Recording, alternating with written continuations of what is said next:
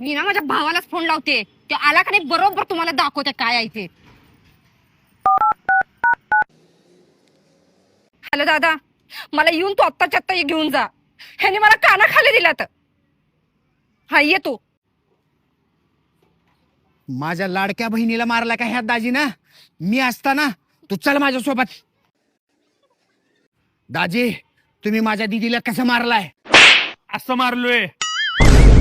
दीदी, तुला असंच मारलेत का दाजीनं? होय. त्याला काय होते? आपली आई ह्याच्यापेक्षा जोरात मारती ती. हे किरकोळ मार आहे.